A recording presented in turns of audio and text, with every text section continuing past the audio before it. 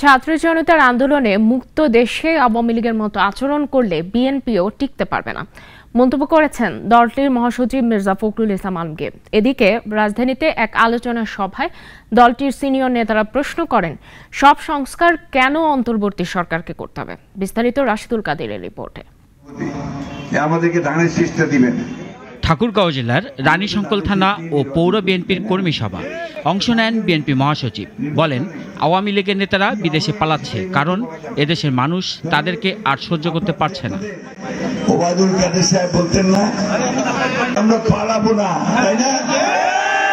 আমার নাম ধরে বলতে যে, ফখরুল আপনি কি আপনার ভাষায় আমাকে জায়গা দিবেন না?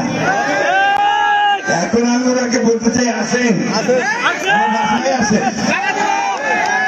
আপনি কোথায় চলে গেছেন দেশবাসী জানে না। জেলার আরেক উপজেলা হরিপুরের এক জনসভায় বিএনপি মহাসচিব দলের নেতাকর্মীদের মানুষের উপর অত্যাচার জুলুম না করার নির্দেশ দেন। আমাদের লোকজনকে গুলি করে মেরে দেয় সীমান্তে। আমরা ভালোভাবে থাকতে চাই, তাদের সঙ্গে অসৎ প্রতিবেশী হিসাবে থাকতে চাই, কিন্তু আমাদের উপরে যদি কোনো অন্যায় অত্যাচার হয় তার প্রতিবাদ আমরা জানাবো। এদিকে ঢাকা রিপোর্টার্স ইউনিটিতে বাংলাদেশ বিপ্লবী ওয়ার্কার্স পার্টি আয়োজিত এক আলোচনা সভায় অংশ নিয়ে বিএনপি নেতারা বলেন, সব সংস্কার অন্তর্বর্তীকালীন সরকারের পক্ষে করা সম্ভব না।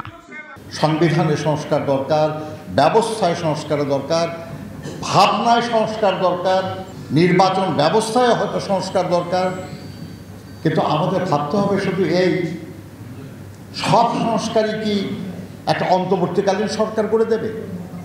বিএনপি নেতারা সরকারের উদ্দেশ্যে বলেন, নির্দিষ্ট সময়ের মধ্যে কাজ শেষ করে গণতন্ত্রের জন্য ইতিহাস হয়ে ওঠেন। রাশিদুল কাদের, নাগরিক, ঢাকা।